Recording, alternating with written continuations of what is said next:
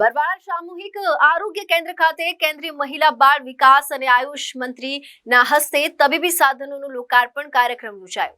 કેન્દ્રીય મંત્રી અને સ્થાનિક સુરેન્દ્રનગર લોકસભાના સાંસદ ડોક્ટર મહેન્દ્ર મુજપરાએ આગામી લોકસભા ચૂંટણીમાં ઉમેદવાર પસંદગીને લઈ આપી પ્રતિક્રિયા. આગામી બીજા રાઉન્ડમાં બાકી ઉમેદવારોની યાદી થશે જાહેર.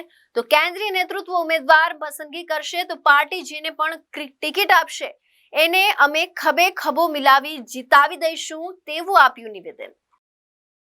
સુરેન્દ્રનગર લોકસભા મત વિસ્તાર હેઠળ આવતા એવા બોટાદ જિલ્લાના બરવાળા ખાતેના સામૂહિક આરોગ્ય કેન્દ્ર ખાતે આજરોજ તારીખ 7 માર્ચ 2024ના રોજ સ્થાનિક સુરેન્દ્રનગર લોકસભાના સાંસદ અને કેન્દ્રીય બાળ અને મહિલા તેમજ આયુષ વિભાગના કેન્દ્રીય મંત્રી ડોક્ટર મહેન્દ્ર મુજપરાના વરદ હસ્તે દાંતના વિભાગના સાધનો, પેશન્ટ માટેની વ્હીલચેરો, પ્રેગ્નન્સી બેડ સહિતના અત્યાધુનિક સાધનોનો લોકાર્પણ કાર્યક્રમ યોજાયો હતો. જે કાર્યક્રમમાં અલગ અલગ આરોગ્ય વિભાગના સ્ટોલ તૈયાર કરી કેમ્પ ઊભા કરાયા હતા.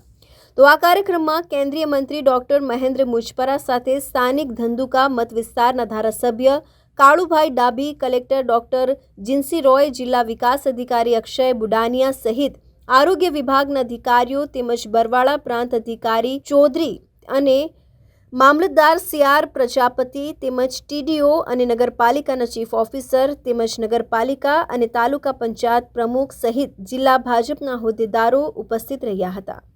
ચિંતન વાગડિયા, ABC ન્યૂઝ ગુજરાત, બરવાળા, બોટાદ.